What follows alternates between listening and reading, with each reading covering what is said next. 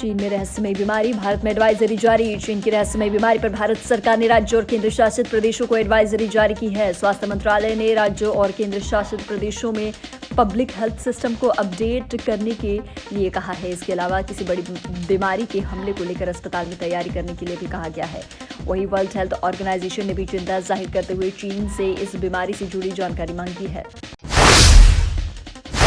Canada ने भारत में मुजरिमों जैसा बर्ताव किया। कनाडा ने खालिस्तान आतंकी हरदीप सिंह निज्जर की हत्या का आरोप भारत पर लगाया था। इसके बाद से कनाडा और भारत के रिश्तों में तनाव है। कनाडा के एक न्यूज चैनल CTV न्यूज को दिए एक इंटरव्यू में वहां मौजूद भारतीय हाई कमिश्नर संजय वर्मा ने कहा कि निज्जर की हत्या की जांच हुए बिना ही भारत को दोषी ठहरा दिया गया है। क्या यही कानून का शासन है? हमास ने बंधकों के दूसरे बैच की रिहाई टाली। इजराइल हमास के बीच सीज फायर का दूसरा दिन है। हमास आज 23 बंधकों को आजाद करने वाला था, लेकिन अब हमास ने इस बंधकों की रिहाई टाल दी है। हमास का कहना है कि दूसरे दौर के बंदियों की रिहाई में देरी होगी। अल जजीरा के मुताबिक हमास ने कहा, हमने बंधकों के दूसरे बैच की रिहाई टाल दी है क्योंकि इजराइल युद्ध विराम समझौते की शर्तों का पालन नहीं कर रहा है। हमास का कहना है कि इजराइल जरूरत का सामान लिए ट्रकों को गाजा में entry they.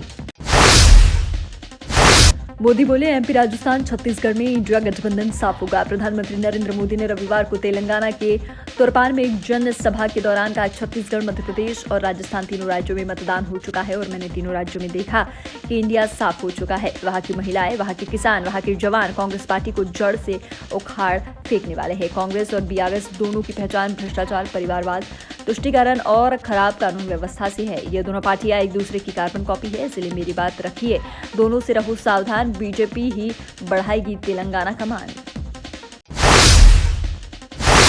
Chief justice of India ने संविधान दिवस पर बोले, अदालतों में जाने से नहीं डरे। Chief justice of India DY Chandrachud ने रविवार को कहा कि सुप्रीम कोर्ट ने जनता की अदालत के रूप में काम किया है, इसलिए जनता को अदालतों में जाने से डरना नहीं चाहिए, न ही इसे आखिरी ऑप्शन के रूप में नहीं देखना चाहिए।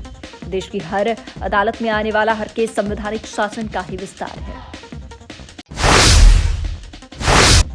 तेलंगाना CM के बेटे को चुनाव आयोग का नोटिस। चुनाव आयोग ने शनिवार को सत्ताधारी पार्टी BRS भारतीय राष्ट्र समिति के कार्यकारी अध्यक्ष और IT मंत्री KT रामाराव को नोटिस भेजा है। रामाराव पर एक सरकारी अफसर में चुनाव प्रचार करने का आरोप है।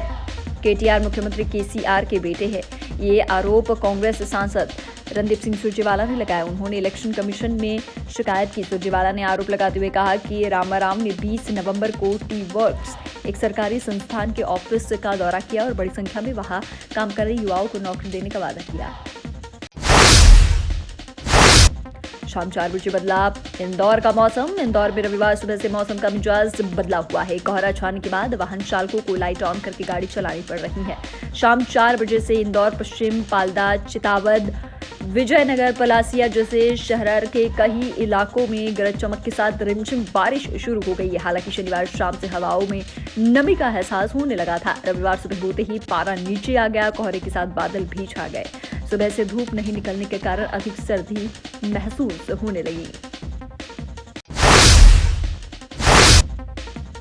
भोपाल आए कोलकाता के नए आर्टिस्ट। गौहर महल में चल रही पॉट्स एग्जीबिशन में यूं तो कई बड़े बड़े आर्टिस्ट अपनी कलाकृतियां लेकर आए हैं, लेकिन एक स्टॉल पर खिलौने लेकर खड़े 9 साल के लड़के को देख सभी की निगाहें ठहर जाती है। ये कोई आम बच्चों की तरह नहीं है। कलकत्ता से आए अपने माता पिता के साथ एग्जीबिशन में भाग लेने आए स्वास्तिक खुद एक सेरामिक आर्टिस्ट है। ये हुनर उन्हें अपनी माँ और पिता से ही मिला है। पॉट्स एग्जीबिशन में देश भर से करीब 38 आर्टिस्ट अपना वर्क लेकर पहुंचे हैं। भोपाल के शाहपुरा में हो रही थी गैस रिफिलिंग। शाहपुरा स्थित अहिल्या देवी चौराहे के पास एक घर में गैस सिलेंडर के लीकेज से भभकी आग में एक महिला समेत 5 लोग झुलस गए, जिसमें 2 लोगों की हालत गंभीर बनी हुई है। आग की सूचना मिलते ही फायर ब्रिगेड की दमकल भी मौके पर पहुंच गई थी। घायलों को इलाज के लिए अस्पताल में भर्ती कराया गया है। पुलिस ने मौके से घरेलू, व्यावसायिक और छोटे मिलाकर 14 गैस सिलेंडर जब्त किए हैं। घर में अवैध रूप से गैस रिफिलिंग का काम किया जाता था।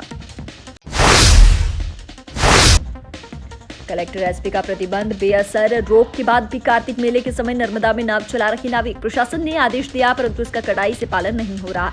रविवार सुबह ऐसा ही ओमकारेश्वर में देखने को मिला। यहाँ सुबह से नाव का संचालन हो रहा है, जबकि एक दिन पहले कलेक्टर अनूप कुमार सिंह और SP वीरेंद्र सिंह ने नाविकों को कार्तिक पूर्णिमा पर 2 दिनों नौका संचालन बंद करने के निर्देश दिए थे।